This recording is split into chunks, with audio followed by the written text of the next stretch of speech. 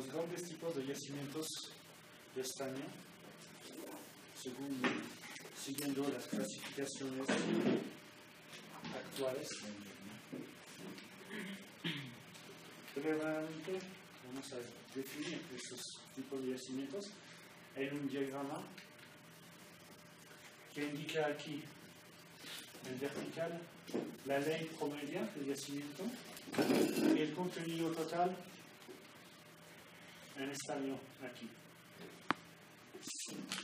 Entonces aquí tenemos los más grandes tipos de yacimiento que voy a describir después. Los yacimientos hospedados en riolitas, que son los más pequeños, los chiquitos, con leyes promedia inferior a 1%. Pero antes de empezar la descripción, puse una línea roja aquí a 1%.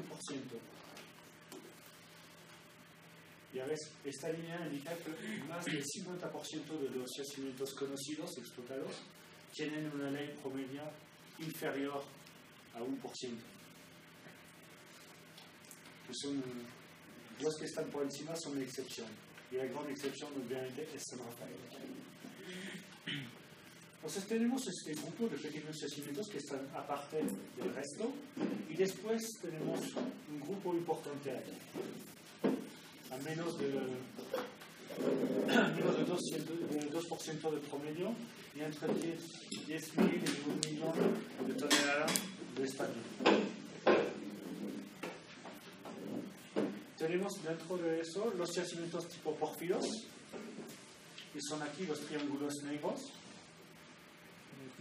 y los yacimientos de tipo pórfidos, ven que son los de más fuerte tonelaje. En particular, el yacimiento de Yayagua-Cataví, en Bolivia. También tenemos los yacimientos Oruro-Guanuri, Cerro Rico de Potosí. Aquí tenemos el Altenberg, en Alemania.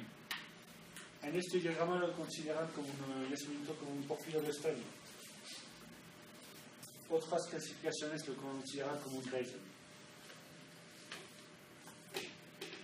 Después, hablando de Grayson, los tenemos aquí, los triángulos abiertos, Chinavetch, Esquilville, en Canadá, que son yacimientos de baja ley, se ve que están a menos del 0.5%.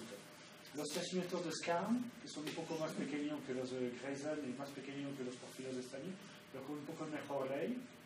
Los yacimientos de tipo Betas, que son generalmente los que presentan las mejores leyes.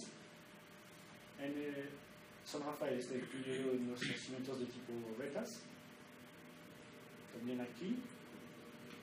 Y después tenemos, al final, los yacimientos hospedados en rocas carbonatadas, como el más famoso de todos, que es Renison Bell, pero también los yacimientos de Dachang, en Canadá, en China, perdón. Este también es China. Entonces, vamos a hablar de todos los tipos de yacimientos y vamos a empezar por los yacimientos hospedados en riolitas. Los yacimientos hospedados en riolitas también son conocidos como yacimientos del tipo mexicano, porque se encuentran esencialmente en México. Hay unos que se encuentran también en Estados Unidos, en Nuevo México, en el Utah, y en otros lugares del mundo no existen, o no son identificados, algunos.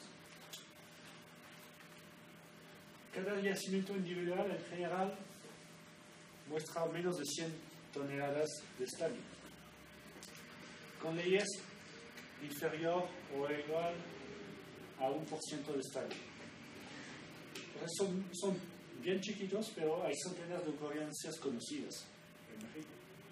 Están ubicados en domos y flujos de riolitas alcalinas de 2 estratos, con riolitas con topacio, también con berilo.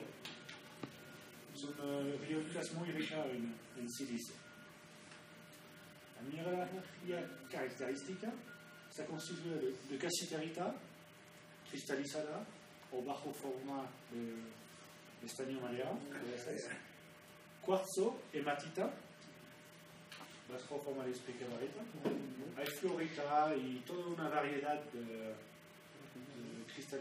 polimorfo de la silicia. También se encuentra ceolitas. La geometría típica son diseminación en riolitas, en pequeñas vetas con alteración argélica. Las vetas son generalmente inferiores a 100 metros. Si comparemos con lo que tenemos aquí, vetas de hasta 3 kilómetros. También se encuentra en las paredes de cavidad mineralíticas, en capas sobre clastos de autobrechas de los domos de riolitas, o en las autobrechas de flujos de riolitas, y también con yacimientos secundarios en placeres proximales. Entonces, hay una gran variedad, y el modelo geométrico es eso. Tenemos un domo de riolita con su zona de alimentación, el magma sube por aquí, y como es muy rico en sílice, tiene una viscosidad muy importante, entonces tiene formado este domo, esta forma global de hongo. Y aquí tenemos los números indican los tipos de ocurrencia de estaño. Aquí las vetas. Placeres residuales en el domo existen también. Vetas, otros tipos de placeres. Aquí en dos beta diseminaciones en las partes más brecha y piroclástica. Y también más vetas. Lo ven que en esta parte, en la parte externa del domo se encuentra. En el núcleo del domo no hay. ¿Y por qué? Eso viene del tipo de depositación de la casiterita, que se detiene en el ambiente de subsuperficie con grados extremos de temperatura. En realidad se forman vetas y mineralización de estaño debido a la degasificación del flujo del domo de riolita mismo. Entonces, cuando el domo llega a superficie, genera vapores, expulsa vapores que están a más de 600 grados. Y esos vapores son cargados en estaño. El enfriamiento, al contacto del aire o al contacto de las aguas superficiales, es violento, con una oxidación violenta también. Entonces, la oxidación y el enfriamiento muy rápido permiten que se deposite casiterita. Por eso tenemos también que es estaño madera, supersaturación del sistema. El proceso es denominado automineralización, porque la caja de la roca, el flujo de domo mismo, es la fuente misma de estaño. El estaño que se deposita aquí viene del domo, ni siquiera de la parte central del domo, de la parte externa. La roca de caja es la fuente de estaño. Lo que es, por eso llaman automineralización, lo que es totalmente distinto de lo que vemos aquí en San Rafael o en un porfirio de cobre. En San Rafael la roca de caja es un granito, pero el estaño de la veta San Rafael no viene de este granito que vemos aquí, viene de más abajo. En un yacimiento como San Rafael, un porfirio de cobre, se ve la mineralización en un intrusivo, pero el stock metal viene de un intrusivo que es mucho más abajo. Por eso tenemos grandes tonelajes, porque el estaño, por ejemplo, en San Rafael, el magma no contiene todo el estaño suficiente para alimentar la veta. Y de todas maneras, la veta recorta la mineralización. En este caso es distinto. Por eso esos yacimientos son de pequeñas tallas y casi nunca han sido explotados en realidad.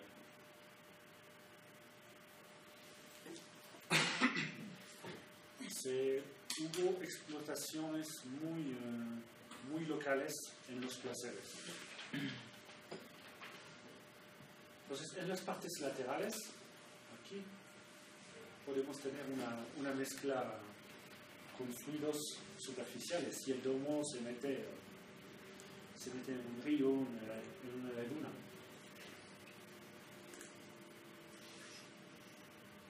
Entonces, también así se forma el estaño madero. Y como decía, hay pocas explotaciones históricas. Entonces, son yacimientos que son más una curiosidad que otra cosa. Entonces, hablé un momento del estaño en el sistema de sulfuro masivo.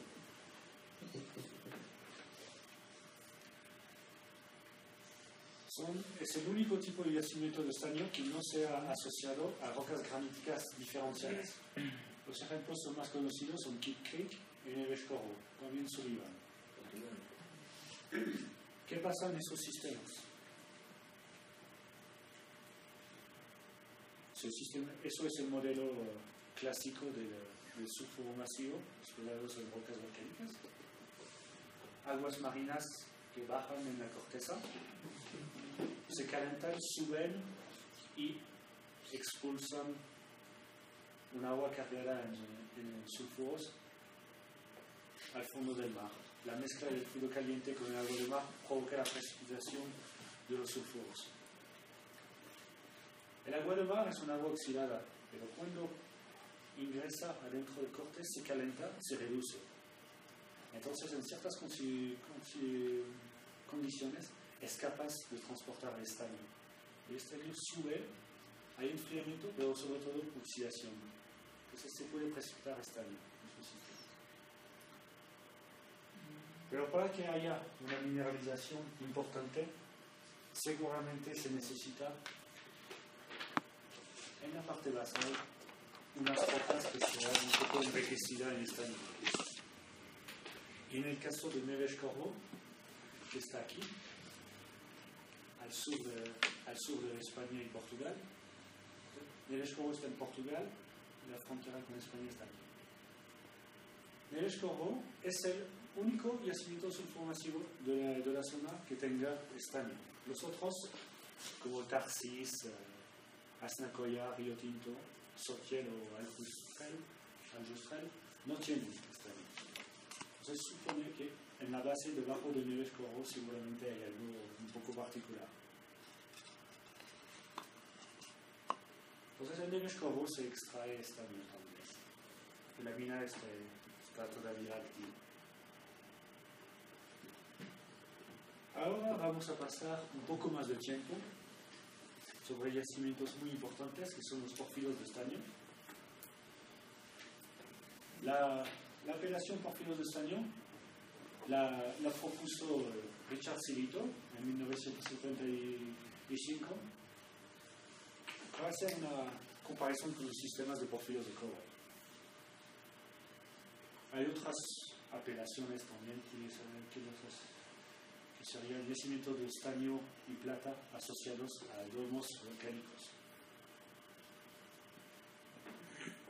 hospedados en domos volcánicos. Las características principales de esos yacimientos es que tienen en promedio menos de 0.5% de estaño. Entonces son yacimientos de baja ley. Los dos yacimientos de estaño más grandes conocidos en el mundo son porfiros. Yayaguacatali y Oro-Huanuni, en Bolivia. Han sido definidos en Bolivia, son sobre todo conocidos en esta zona, pero también existen unos en China, al este de Rusia, en Siberia, en Australia y hasta eventualmente en Canadá. Los yacimientos de Altenberg en Alemania y East Kilbride en Canadá están también considerados dentro del tipo Grayson según ciertos autores, entonces todo el mundo no está de acuerdo entre lo que es un yacimiento tipo porfiros o un Grayson subvolcánico. A veces las concepciones no son bien claras. Aquí, un mapa de una zona que conocen bien.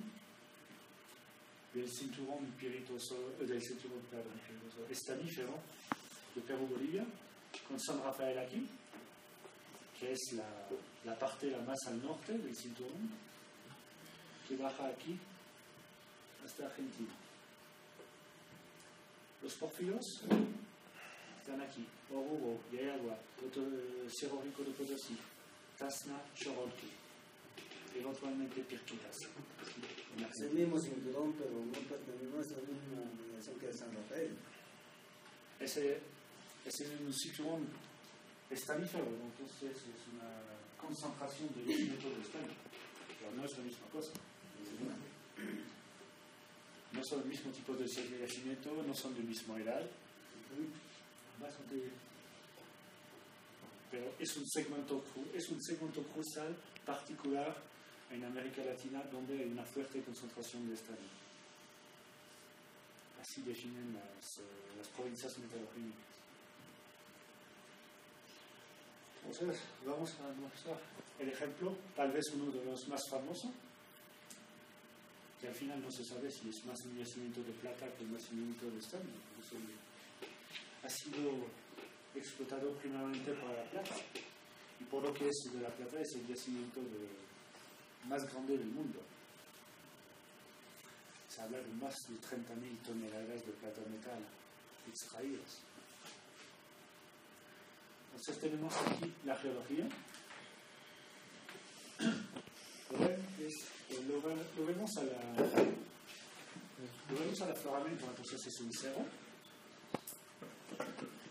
Tenemos el basalmiento, que son rocas metamórficas del Paleozoico, aquí del Ordovícico, el basalmiento. Y después tenemos al terciario, entonces en el Mioceno, a estas edades, la formación del domo y de sus rocas volcánicas asociadas. Miran el intrusivo, tiene esta forma de óvulo. La zona de alimentación, debía estar antes de erosión, debía formar algo así. Y un sistema de beta. Un sistema de beta que no viene directamente de la zona de alimentación, pero viene hacia abajo. Entonces, en esta beta se encuentra mineralización de casiterita, pero también de plata. Y eso es el mismo mapa, pero es el mapa de alteración. Pues, desde la parte profunda hacia la parte de arriba tenemos una alteración a cuarzo turmalina. Después tenemos alteración a cuarzo cerecita, QS. En esta zona tenemos alteración a cuarzo diquita. Y aquí, en la parte sommital, tenemos alteración de vergisilica. Entonces, estamos en un sistema donde encontramos un vergisilica. El vergisilica lo conocen todos ustedes en los yacimientos epitermales de alta sulfuración. Y en las partes la más alta existe también, en pequeñas zonas de la parte más alta de los sistemas de porfiros de cobre. Entonces, eso forma el litoca, como lo define Silito. Y es una zona de alteración muy ácida. Una zona de alteración intermediaria y una alteración de más alta temperatura. Entonces tenemos alteración muy ácida de baja temperatura y alteración de muy alta temperatura. El sistema es muy comprimido en sus estructuras térmicas. Hay enormes contrastes de temperatura.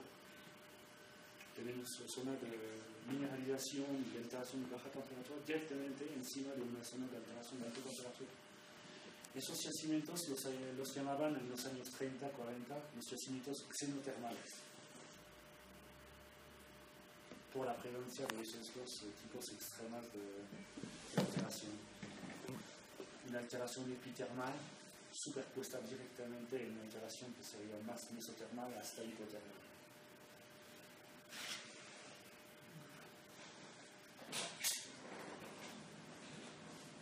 Entonces, y tenemos mineralización, entonces en vetas y también diseminada en todo el litocap.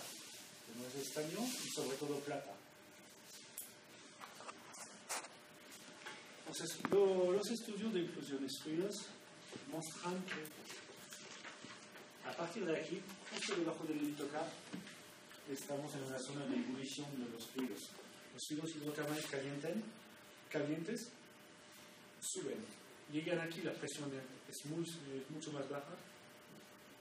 Hay ebullición. Y al final son los vapores hiperácidos que forman el litocap. Con un veggie quartz, un veggie silica, que después es la roca que hospeda la mineralización diseminada. Pues la diseminación de baja ley y sistema de beta y de brecha de un poco más alta ley, hacia abajo. Eso es la estructura de un porfirio externo. Otro porfirio externo, bien conocido, el más grande de todos, Yayagua. Tenemos aquí el stock de Yayagua, un stock de río de Asita. 1 kilómetro por este-oeste, 2 kilómetros en norte-sur. El sistema es controlado por las estructuras regionales, dirección andina en esta ciudad, dirección andina en Bolivia es casi norte-sur. El intrusivo se mete en el núcleo de un anticlinal, como es muy común. Eso es el anticlinal, es un corte. Se mete aquí.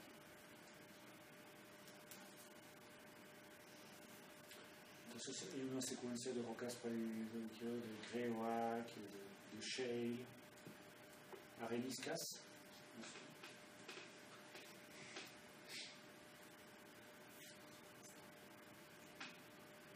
Eso es un corte en el porfirio de Yayagua.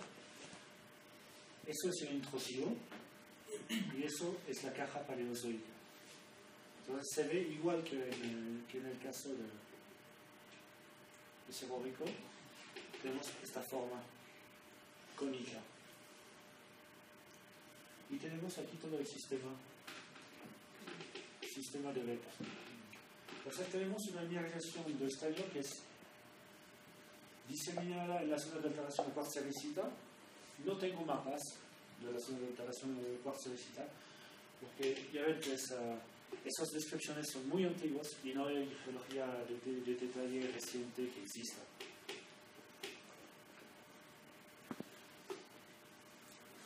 Entonces, eso muestra los niveles de explotaciones y el intrusivo como un todo. El intrusivo es compositos, contiene brecha, es muy alterado, cuarzo-sericita, contiene brecha a turmalina, y hay stopwork de cuarzo con casiterita, hay mineralización en las brechas de turmalina, pero las brechas de turmalina son tempranas.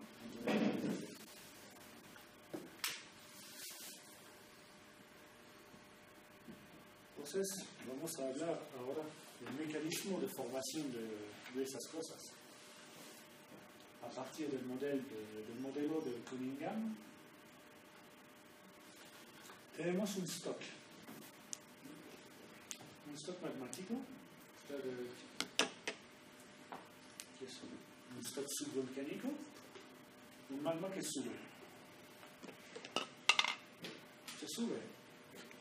Sube no de cualquier manera, sube muchas veces hay un control por fallas, como se ve muy bien aquí en Yayagua, una falla que corta en dos el stock y también una falla que corresponde al plano axial del anticlima.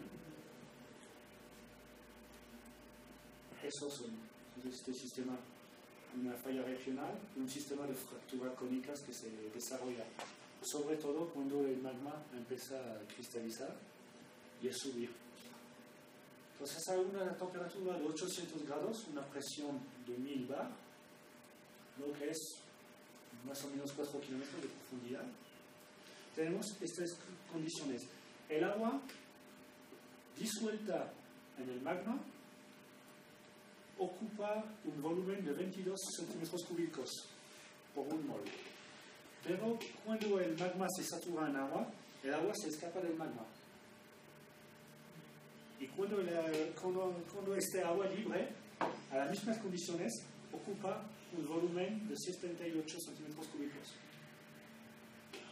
Entonces, significa que el magma, al expulsar agua, el agua ocupa un volumen que es de 3.5 veces más importante. El volumen, pero el problema es que estamos a 4 kilómetros de profundidad. Entonces, la aumentación del volumen se traduce por una aumentación terrible de presión aquí. Y la presión es tan fuerte que puede levantar toda la roca que está encima y expulsar. Y se calculó, los cálculos de Wayne Burnham indican que es eso lo que provoca las erupciones volcánicas explosivas, que pueden expulsar bloques de rocas de 80 toneladas hasta 500 metros del mar. Entonces se imaginan un poco la potencia de esas cosas. Entonces, eso es la erupción. Todo lo que está encima se va. Entonces, las partículas más finas se elevan muy alto en altura, hasta varios kilómetros de altura. Y las partículas más importantes en tamaño se van por ambos lados. Por ambos lados del mar. Eso es un mar. Entonces tenemos tobas y brecha de explosión, flujos piroclásticos. Así, una vez que se ha sido expulsado todo lo que está encima, el paso está libre para el magma para llegar para subir, hacia arriba. Sube y forma este domo.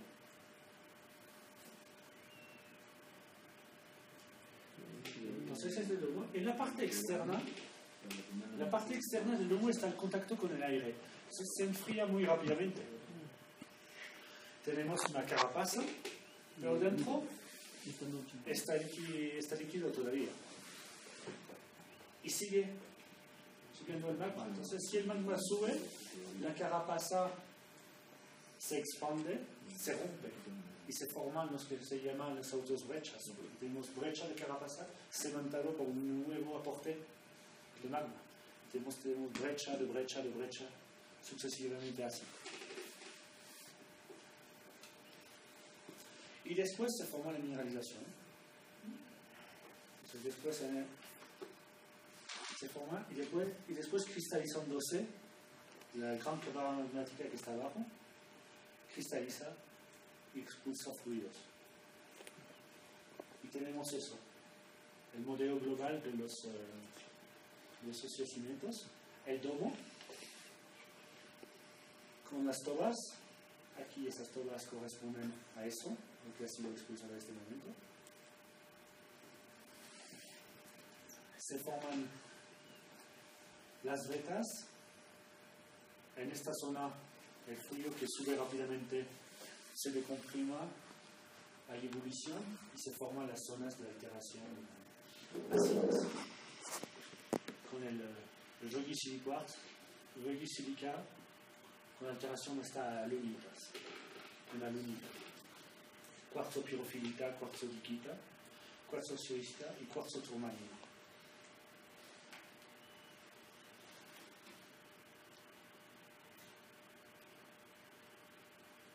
Entonces, les dije que los domos volcánicos, en el caso de Cerro Rico de Potosí, es una río de la cita, y en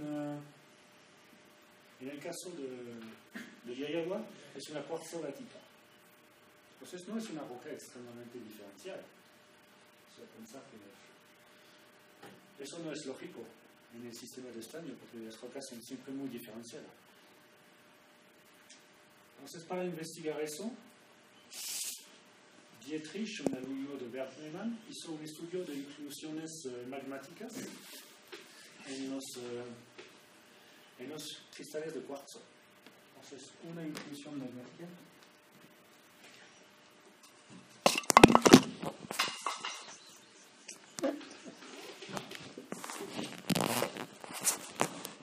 Una inclusión magmática es como una inclusión fluida. No hay que...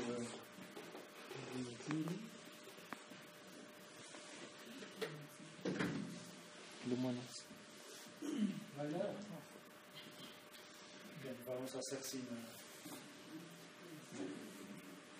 Eso es una inclusión magmática. Cuando cristaliza el cuarzo en el magma, este cuarzo puede atrapar una gota de magma. Atrapa una gota de magma y después esta gota de magma se enfría, se vuelve sólida, expulsa un poco de vapor, porque el magma contiene un poco de fluido. Entonces, la idea para estudiar eso es de recalentar eso para hacer fundir el magma sin hacer fundir el cuarzo alrededor. Pero el magma funde a más baja temperatura que el cuarzo solo. Y después se hace un análisis a la microsonda electrónica para ver cuál era la composición del magma. Y eso es muy importante, muy interesante en los sistemas como los pórfidos de estaño. Ciertos yacimientos de uranio hospedados en rocas volcánicas también, porque la roca de caja, como vemos, todo eso, ¿ven? Todo es alterado. Se necesita cuarzo turmalina. Entonces, de toda intrusión es imposible encontrar una muestra fresca para tener la química del magma. Y haciendo este estudio se dieron cuenta que tenían una roca que tenía una composición modal, lo que se podía observar al microscopio, que era una cuarzlatita. Y tienen una composición de granito ultra diferenciado. Aquí. Entonces lo interpretaron, haciendo un poco de geoquímica, interpretaron esos intrusivos de riodacito de cuarzo-latita como el producto de una mezcla entre un magma andesítico basáltico con un magma muy diferenciado. El magma muy diferenciado es el magma que trae el estaño. Entonces, seguramente se produjo esta mezcla abajo. Después se sube. Entonces ya ven que eso es un trabajo que tiene apenas menos de 15 años, es bastante reciente que se entiende eso, porque todavía siempre ha sido un poco un misterio esta cosa. Entonces lo solucionaron de esta manera. Basado en un estudio en el Cerro Rico de Potosí, en el río de Cita y en las latitas de Yayagua. Y en ambos casos dio el mismo resultado. Entonces no es solo fortuito, parece que es un caso que se puede considerar como general, al menos en Bolivia. Entonces, eso es un resumen en inglés de las cosas que pasan. Los fluidos magmáticos son drenados hacia arriba dentro del magma a lo largo de los diques de alimentación del magma en las fallas regionales. La evolución es el resultado de la bajada de presión durante la ascensión. Los estudios de inclusión de fluidas en Cerro Rico de Potosí y Tacna muestran que la evolución tuvo lugar debajo de la zona de aceleración agílica avanzada, la zona adiquita, y también que los vapores producen las alteraciones muy ácidas, pero también los vapores directamente o cuando se mezclan cuando hay condensación de esos vapores en un fluido superficial.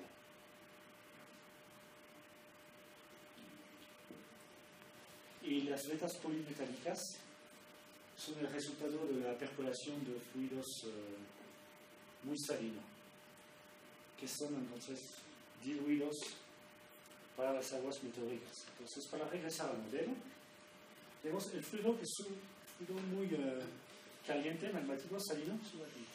Llega aquí, la presión baja, hay ebullición. El vapor se mezcla con el agua superficial aquí, produciendo una alteración ácida muy fuerte. Pero esos fluidos también se pueden mezclar con fluidos hidrotermales aquí para formar las vetas polimecánicas. Y hay una zona donde encontramos un poco los tres tipos de fluidos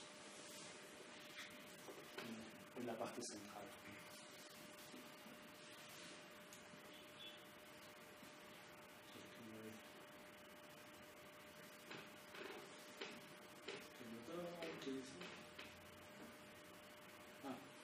Tenemos aquí Völgy-Quarz y arenita. ¿Cuál es la característica principal de los sedimentos epitermales de alta sulfuración? ¿Qué significa alta sulfuración?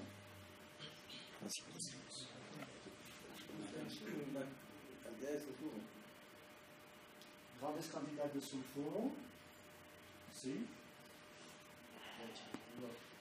pH muy bajo y sistema oxidado.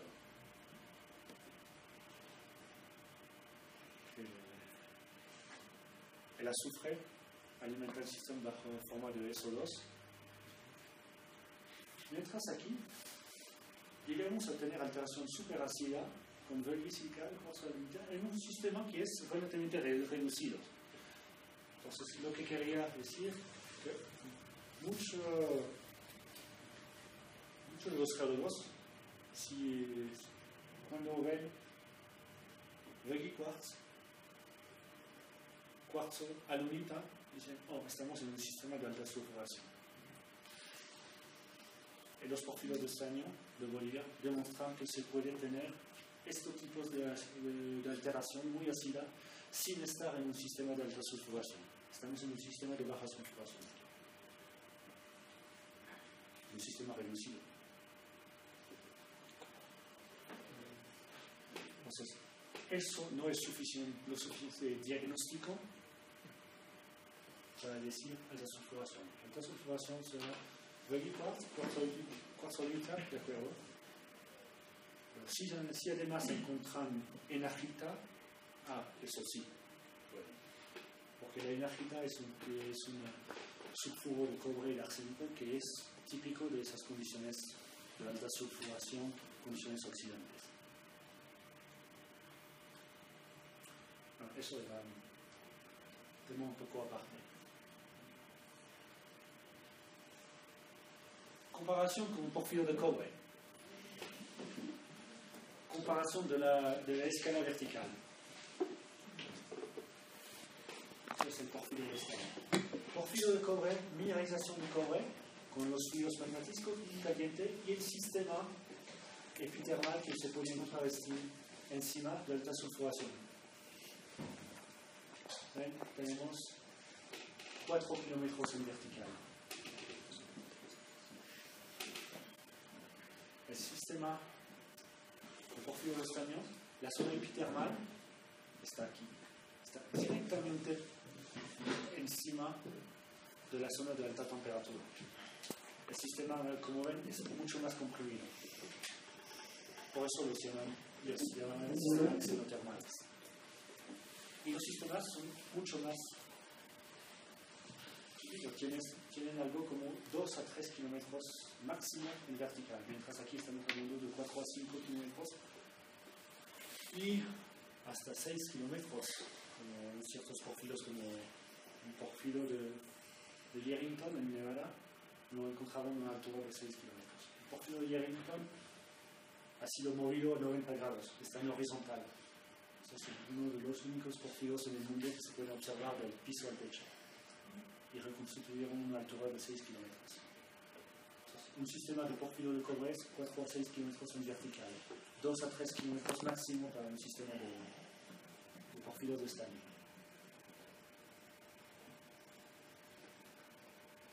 También, lo que se explota, sobre todo en Bolivia, se ha trabajado sobre todo en esta zona, hasta aquí más o menos en el caso de Catarí, de Yayagua. Tasna tal vez un poco más profundo, pero Tasna tiene estaño, tungsteno y bastante bismut. Será un sistema bastante erodado, más al sur que el Cerro Rico. Entonces eso es un target. La base de esos sistemas, las vetas de alimentación donde se encuentran muchos sulfuros, además con tungsteno y cassiterita. Entonces se puede encontrar estaño, tungsteno, bismuto, metales de base. Entonces para el futuro sería interesante. Y sobre todo cuando se ve un sistema, en el caso de Yayagua, ven la forma de esta cosa. Ellos lo explotan en el subterráneo. Y también hay bastantes reservas. Diseminado en esta parte, un gran open pit, con la forma de un tresido. Abajo, más estrecho, pero vetas que podrían tal vez alcanzar 3, 4, 5%, algo similar a San Rafael. Se sigue en subterráneo a partir del fondo del open pit. No hay exploración. No, como ven, hay eso que ha sido hecho a partir de algunas observaciones en Tasna y sobre todo en el Cerro Rico de Potosí por Silito. Pero estudios realmente detallados no hay. No hay por qué. Casi no hay ahora zonas alcanzables. El único que está todavía alcanzable es el porfiro de Guanoní, que es la fuente principal de estaño en Bolivia.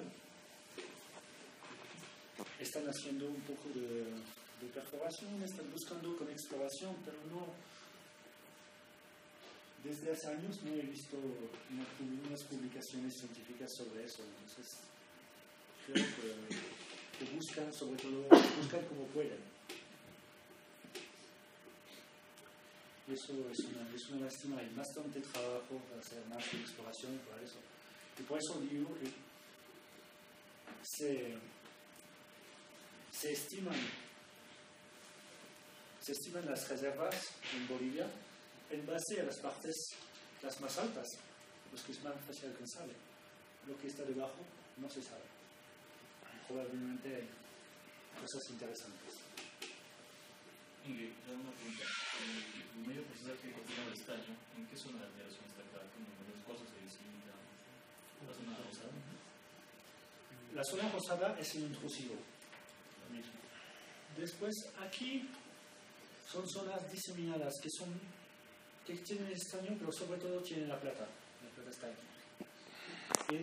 En las vetas y en estas partes, aquí se muestra la mayoría del estaño.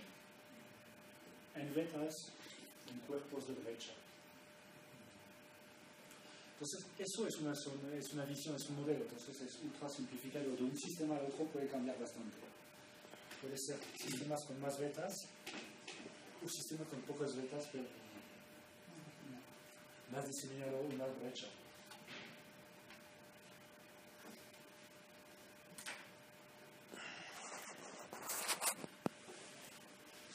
Entonces, vamos a pasar después a otro tipo de yacimiento. Los yacimientos de tipos vetas y yacimientos de tipo Grayson. Antes de terminar esto ya, ¿qué opinas tú de los yacimientos que están relacionados a rocas más antiguas de estaño? El caso de Quitina, por ejemplo, y asociados a otro tipo de minerales, modio, páncano, tierras raras. Esos son una variación sobre el tema del Grayson. Entonces creo que tengo un par de cosas sobre eso. Vamos a hablar de eso ahora.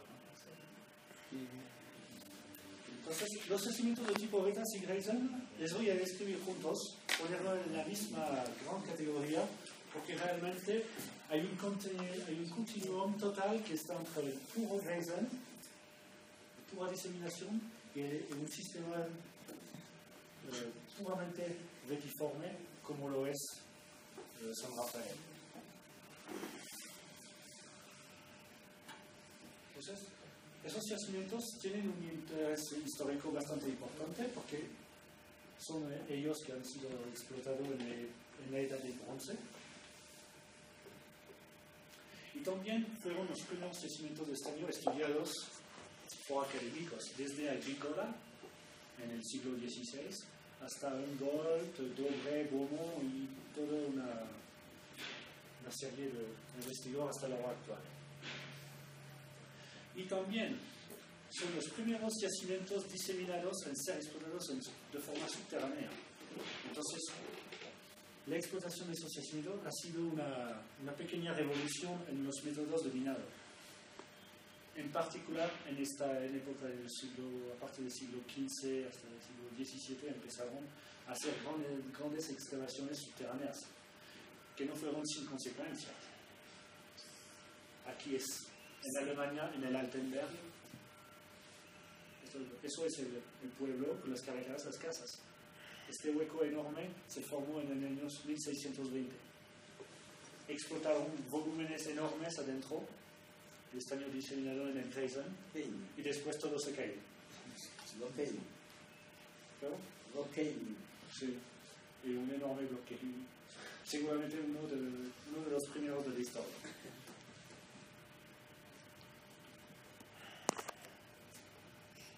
Entonces, ¿dónde encontramos los Grayson, esos tipos de yacimiento?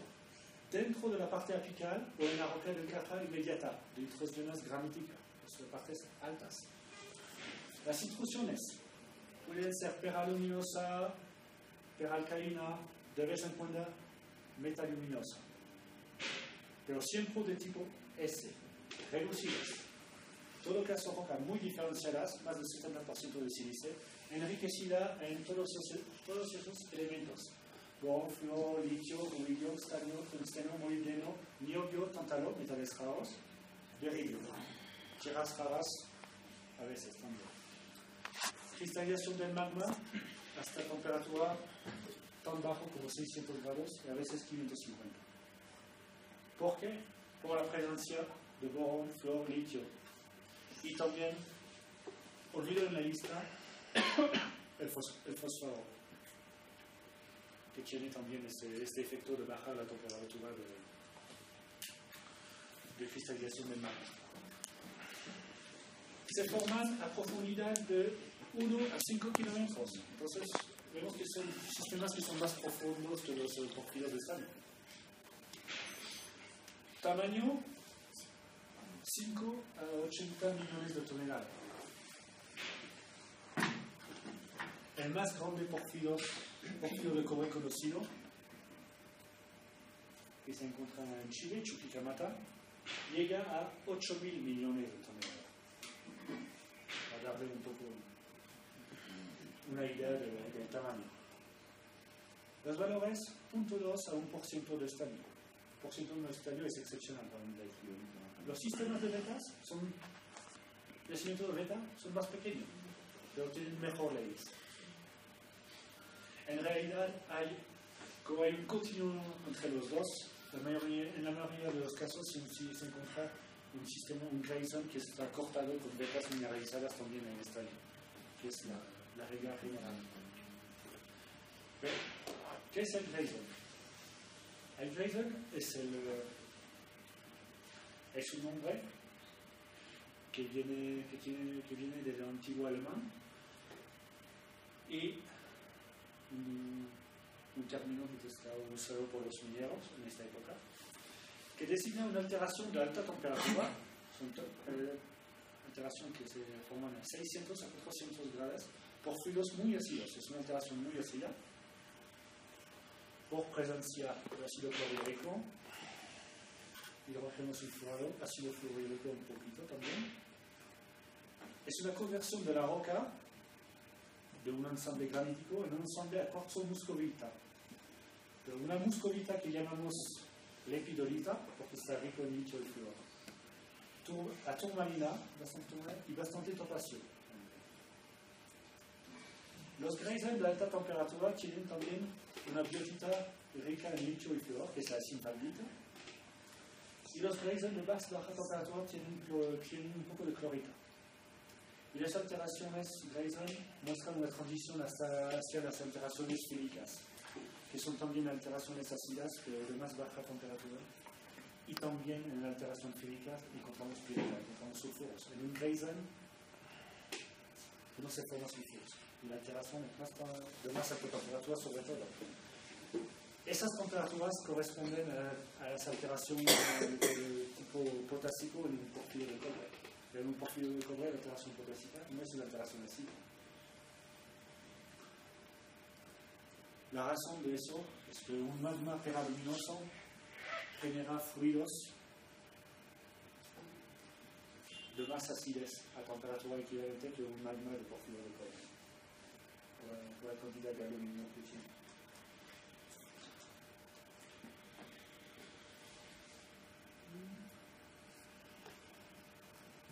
Un ejemplo de modelo. Entonces tenemos los granitos precursores, son los granitos diferenciados, enriquecidos en estaño, pero que no producen mineralización, las intrusiones primarias. Y después, la mineralización viene como producto de la cristalización de una fase granítica muy especializada, muy diferenciada, que llega al fin. ¿Qué es esta? Generalmente con una alteración lítica. Una alteración lítica en esta parte que pasa hacia arriba a la alteración Grayson. Y los fluidos que forman las vetas en stockwork, vetas, hasta cuerpos de brechas. También lo que es muy común encontrar en los sistemas de Grayson, los que son los más profundos en general, son pegmatitas. Esta famosa pegmatita marginal que llaman en alemán Stockshader.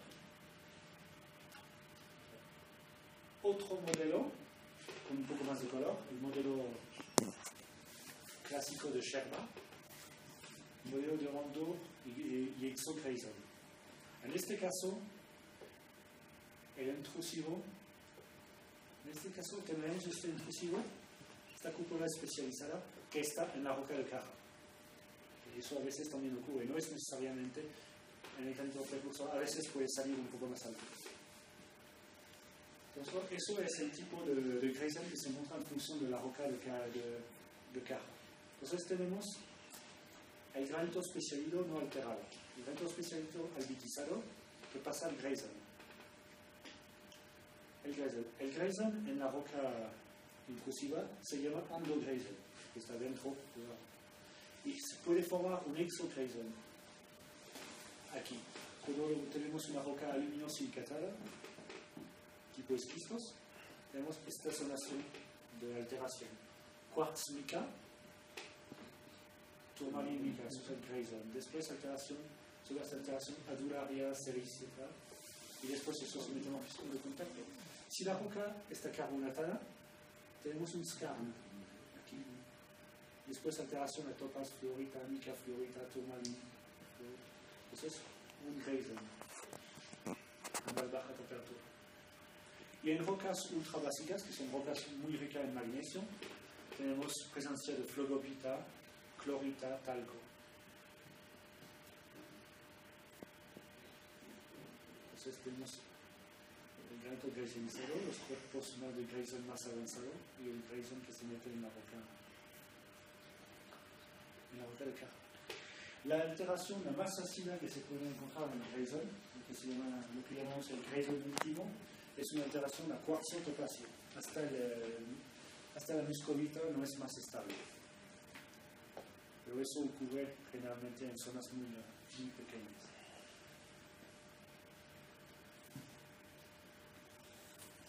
Aquí tenemos la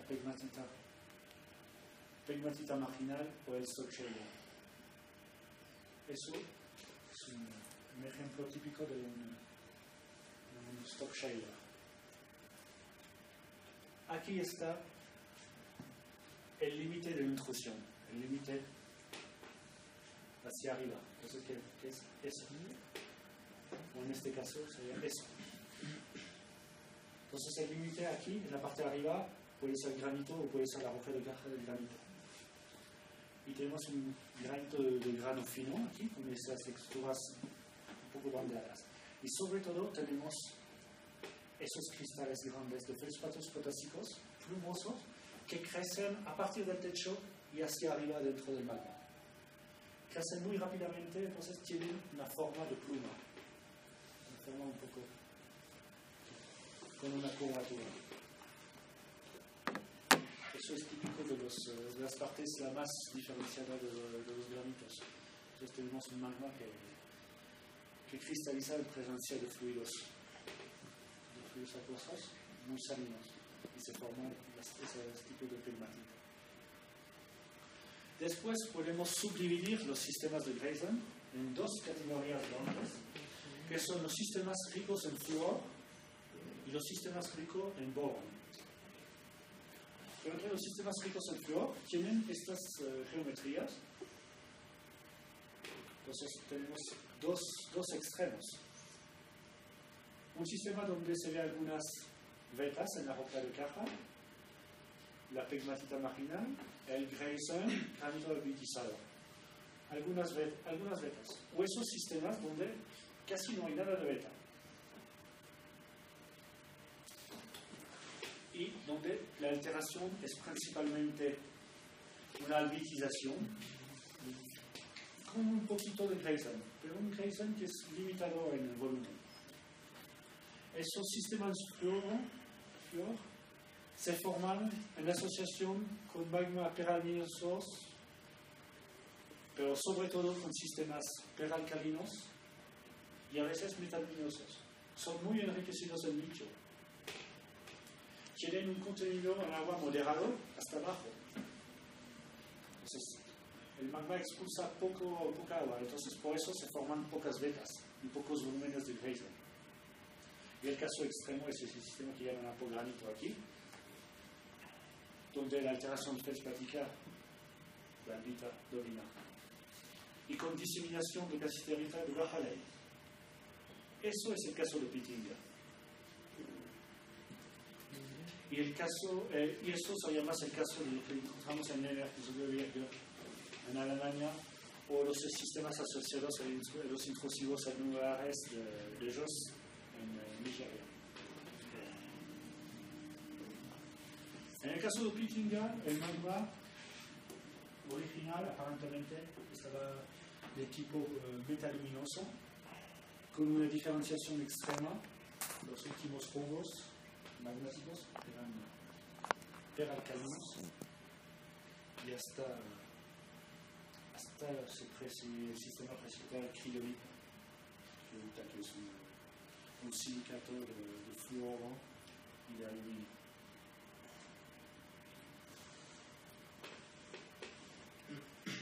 Y con diseminación de casiterita de baja ley. En estos sistemas, las diseminaciones de casiterita pueden ser en parte magmáticas. Es realmente una lástima que no tenga. También hay yacimientos en placeres asociados a la misma zona de Pithiviers, como Martadé, en España. ¿Cuál sería la fuente? Eso, vas a erosionar eso. Lo erosiona. Lo arrasa hasta el nivel, envía todo eso al río y el agua te hace el trabajo de la planta. Encontrar placeres es común. Aquí en Puno hay placeres proximales tipo glaciar, donde se encuentra casiterita. A veces al mismo tiempo que los placeres a oro y de cobre que explotan de una manera. Se conoce. Pero no en cantidades importantes.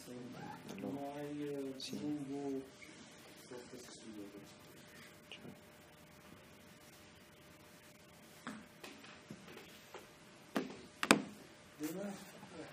Después pasamos a los sistemas ricos en boro, que son casi exclusivamente magma de tipo peraluminosos.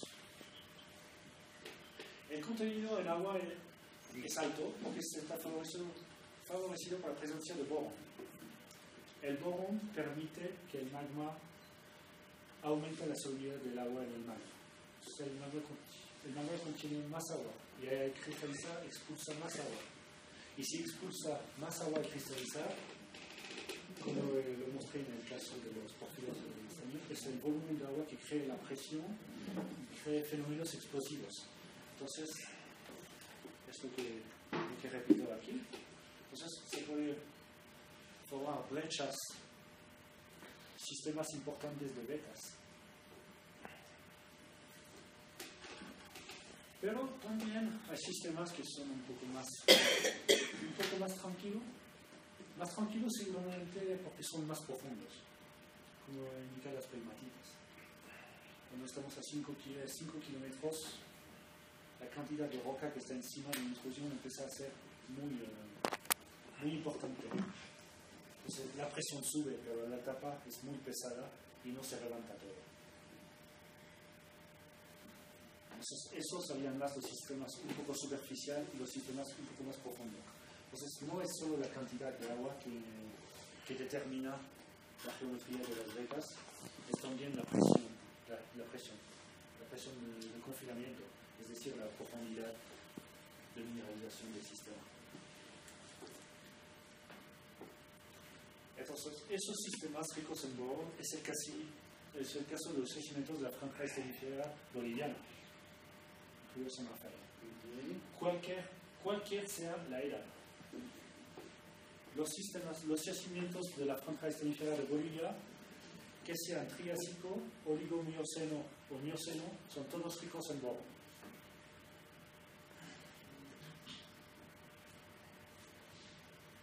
Es el caso también del sistema Cornwall, Inglaterra. ¿Y San Rafael cómo se presenta ese oro? Turmalina.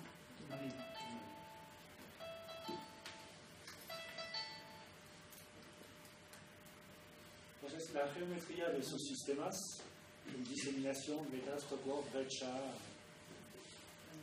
pipes. La mineralogía casiterita, estañita excepcionalmente. Hay también otro mineral, otro sulfuro de estaño que se llama la tilita, que es localmente abundante en ciertos yacimientos de Bolivia. Pero el mineral que se busca, que se explota, es siempre la casiterita. La casiterita es gruesa en las vetas y fina en la diseminación de Grayson. Eso es importante para el tema de la planta concentradora. La zonación típica, un núcleo, estaño tungsteno, una primera zona externa a cobre y una zona más externa a plomo, zinc, plata, antimonio, bario y manganeso, que puede ser una sola zona o también esta zona se puede subdividir, depende de los casos. Entonces aquí vemos los granitos que están aflorando en azul, el estaño en rojo,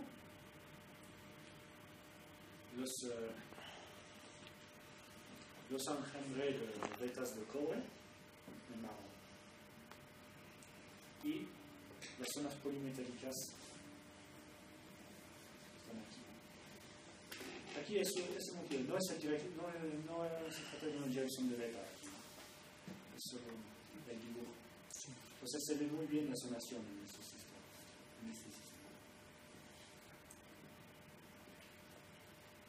Y todo es del mismo grado.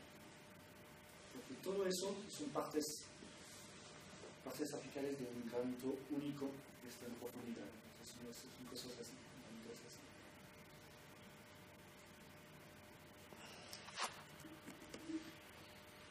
Los mecanismos de deposición del estaño en los sistemas.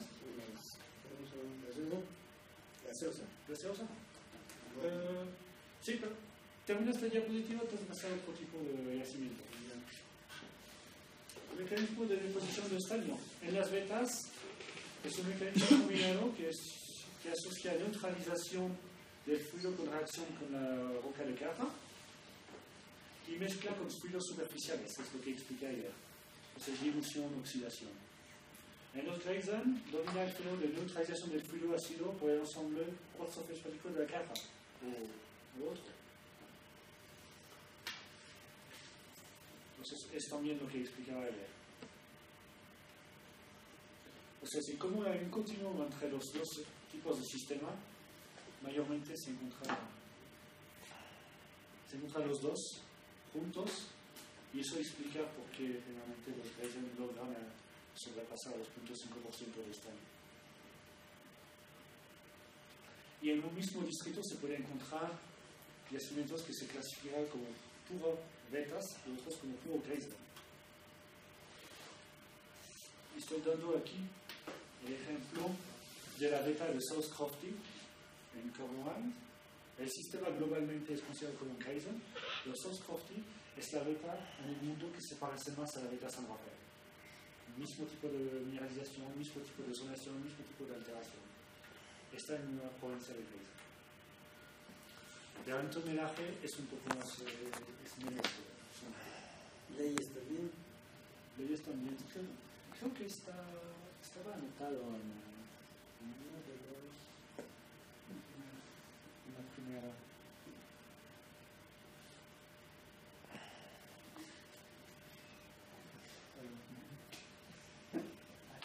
Aquí está. GWOR también es un sistema de beta que está también en Inglaterra. Menos de 2%. Sí.